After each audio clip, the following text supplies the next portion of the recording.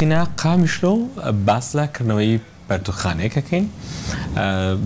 باس و خواسی کوردستانی سووریا بە تایبەت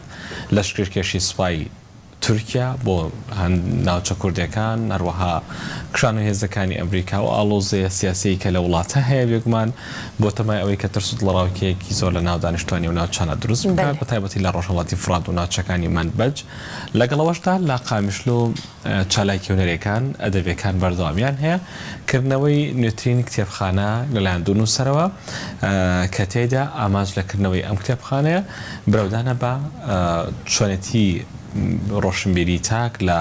ناوچەکە و بە تایبەتی دەستکەوتنی زۆرترین ئەو سەرچاوانەی کە هاوڵاتیان دەرەوە دەستیان بکەوێت یان مامۆستایان قوتابیان گەنجان و لاوان بۆی بتوانرێت لە ڕووی ڕۆشنبیری جوگرافی، مێژووی، سیاسی، فەلسەفی هەروەها ڕۆمان و چیرۆکەوە ئاشنایەکی زیاتریان هەبێت دەستیان دەکەن. ئەچینە قامیشلۆ هاوکارمان چەندار شەرناخی وردەکاری زیاتر دەخاتەڕ.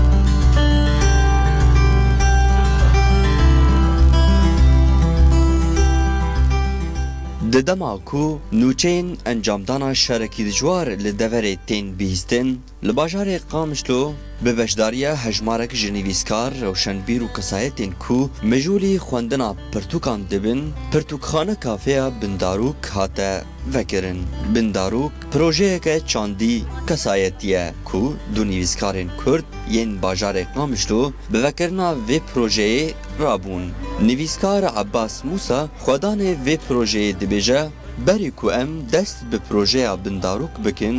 gelek kesan ji me re digot rajin pirtûkên xwe û koç bikin ti sûda çandê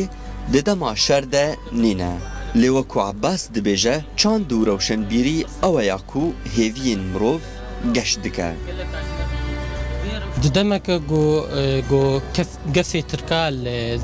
الدفدرينا دمك جو شرها وبهي فيتيك ناف جلده هيا قال لك اجمر جو برتوكي خو بدن هف وباركن براستي امن بيك نابيجن باوريامه بچاندي هيا بروشنبيري هيا بويجي هي جو كاربي هيفيك هندري مدب تشيني شخوا تشتي هري بالا مدكشيني هري ما خوشبوي دايا او چاند و روشنبيريه Di demekê de ye ku pirtûkxaneyên hevava li bajarê Qamişlo kêmin vekirina vê pirtûkxaneka feya Bindarûk bû cihekê xweşiya tevahî kesên beşdar. Ez bi çavekî gelekî mezilê darim rastî gelekî pêkêv xweşim ku îro roj li bajarê Qamişlo pirtûkxaneyek kafebûk bi vê rengî ve bi ku a yekemê berî wê bi vê rengî tiştekî tişekilceme ve nebûye em bihêvîn ku projeyên bi vê rengî pir bibin li bajarê Qamişlo û li bajara jî belav bin. Em jî wek hemolatiya bajarê Qamişlo îro tevlî vê vekirina a pirtûkxaneya a ji bo wek ez bêjin rengê çandê di hindirê civakê de pêşxin yani em gavik pîroz dibînin hem cihêkê xweşiyê ye di wê dema got em dibînin êrîş û gef ên serka li ser bakur Rojavayê Sûriyê ji ber em bêjin kar û xebatê me her tim wê dewam bibe û em vê gavê gelkî gavik pîroz dibînin. Pirtûkxane kafeya Bindarûk nêzî 10,000 pirtûk bi her sê zimanên Kurdî, Erebî û İngilîzî li xwe digire û ev yek derfetekê li hemberî tevahî xwîneran vedike ku serdana vê pirtûkxaneyê bikin ji bo kirîna pirtûkan û hem jî dikarin lê rûnin û pirtûka ku jê hez bikin bixwînin. Candar Şernexî taybet bo bernama Beyanî Baş Kurdistan, Kurdistan TV Qamişlo.